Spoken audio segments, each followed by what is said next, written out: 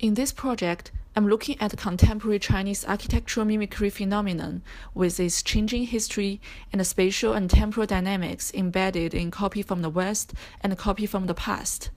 Because Chinese copy, with its rich tradition, is now receiving biased judgment grounded in the dominant modern Western ideologies of authenticity and originality. In order to show the formational process of contemporary Chinese identity, which are embedded in the collisions between the mimicist tradition and creativity, and between the Western influences and its reciprocity under the Chinese context in the contemporary media-driven. The two images show two real buildings in China today, and astonishingly, they both have two components. On one side, we could see the traditional Chinese architecture, and on the other side, there is a Western monumental structure.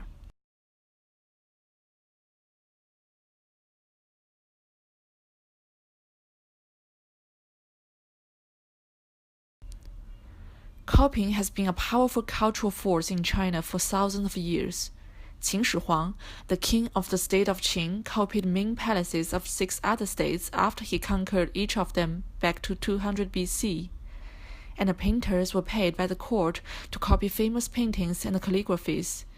Imperial resort palaces were built by copying, and now they're UNESCO designations.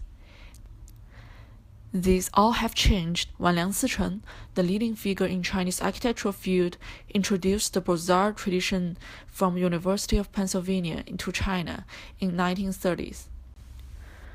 But if we look at the Chinese philosophies behind copying, we could find that the Chinese were never coy about producing through reproduction.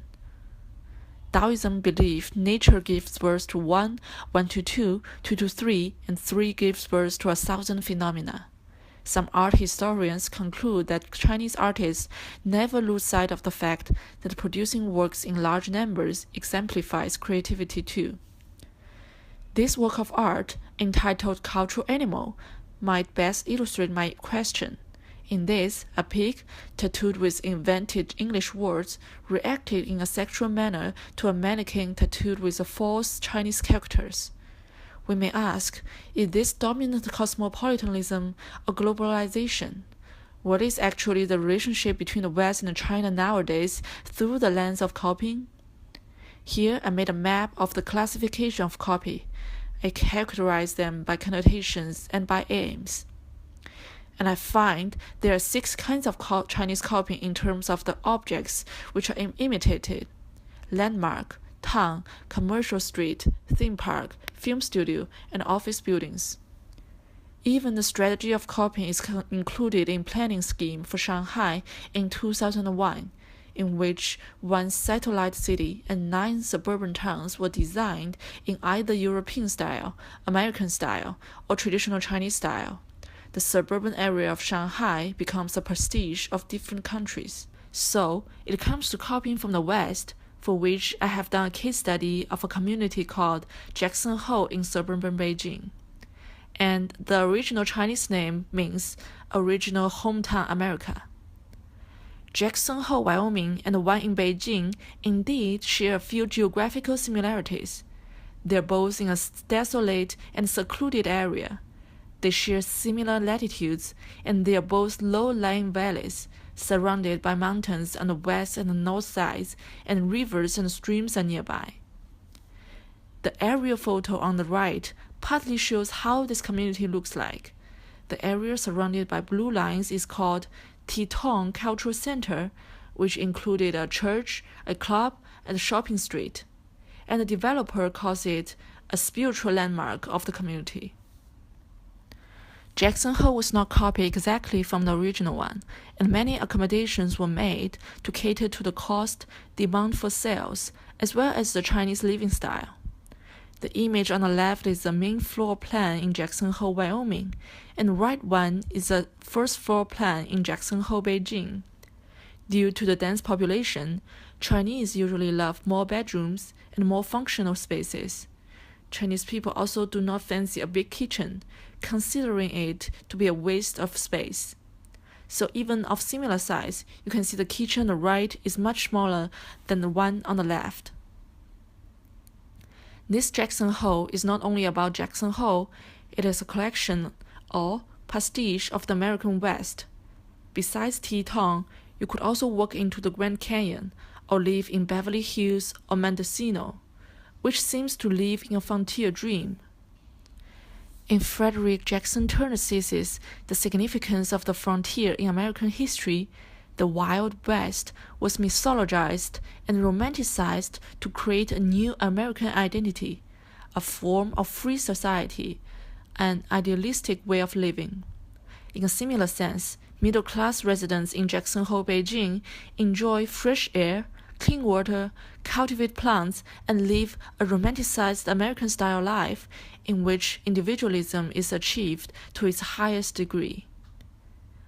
On this transportation map to Jackson Hole, Beijing, we could see besides a cowboy on horseback with a gun, the highway connection from the city center to the suburban Jackson Hole is also very critical. The highway gives the middle class in Beijing an access to get away from the bustle of urban life and retreat to a secluded place, and the internet provides validity of working from home and still connecting to the rest of the world. Therefore, the residents in Jackson Hole could mediate between the American frontier dream embedded in American history and traditional Chinese utopia. And the nostalgia feelings also emerge with another form of copy from the past. Here, I will introduce you a resort town located also in suburban Beijing called Water Town or W Town, which has imitated the traditional Chinese folk houses. Here is its location, northeastern periphery of Beijing. With the trending of cultural-oriented tourism in China in the last 20 years, the Asian town, as a remarkable kind of spatial form and cultural heritage, has received particular attention. However, because of the previous demolition of Asian towns, there are few areas of Asian towns left. Therefore, the constructions of pseudo-classic towns have been booming all over the country. Unlike others, W Town in particular focuses on experiential tourism, which significantly determines its development mode, closely related to authentic experiences. W Town is no different from Disneyland. It is designed mainly in the style of northern folk houses of Ming Dynasty, Qing Dynasty, and the Republic of China. Unlike most of the theme parks of the same kind, it was carefully themed and built with attention to details. Even the developer has made a strong effort to buy old and used architectural materials and building components from the original villagers in order to recover the original style. The whole area has been constructed through the imagination of the CEO, including the two islands shown on the map. And also the traditional Chinese symbols have been recreated to add to the illusion of authenticity. The travel website TripAdvisor provides evaluations of W Town from tourists all over the world. I categorize tourists by languages: simplified Chinese, traditional Chinese, and English, which approximately indicates their regions to be mainland China, Taiwan, Hong Kong, or Macau, and the West. It is interesting to see that tourists under the category traditional Chinese have the highest evaluations of W Town. English have the lowest evaluations. Simplified Chinese are between the two. Besides the ratings, the reviews given by tourists on TripAdvisor also show some cultural differences. Foreign visitors care more about authenticity or are more aware of it. In a conclusion, all kinds of authenticity depend on knowledge. If you don't have knowledge, there's no way you can know if it's authentic or not.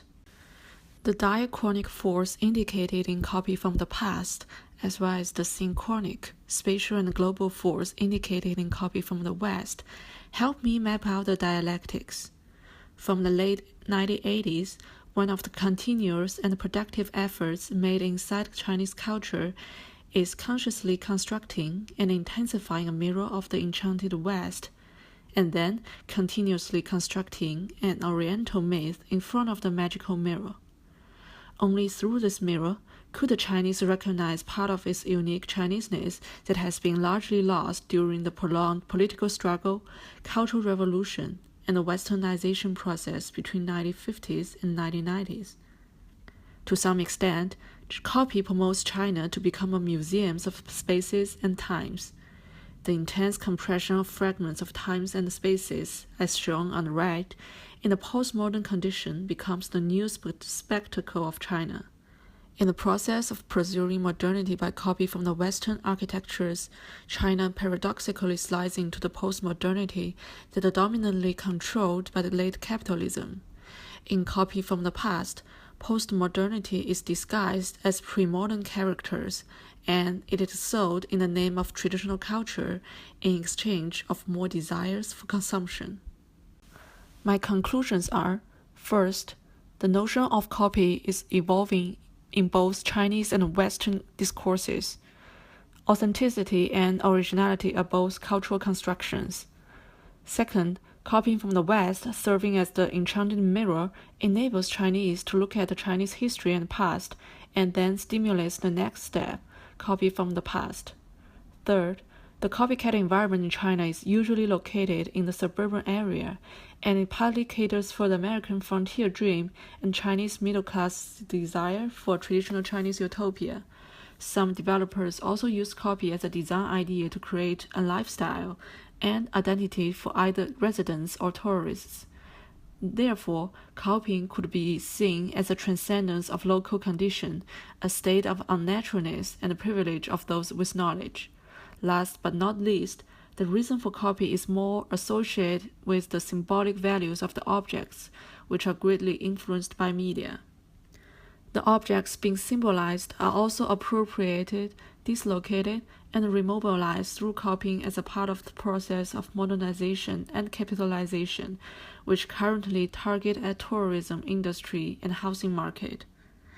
And finally, the meaning of my thesis for critical conservation program is to challenge the existing dominant modern Western theories on copy, especially UNESCO's outstanding universal values, which have made a great difference to preservation practice in China today.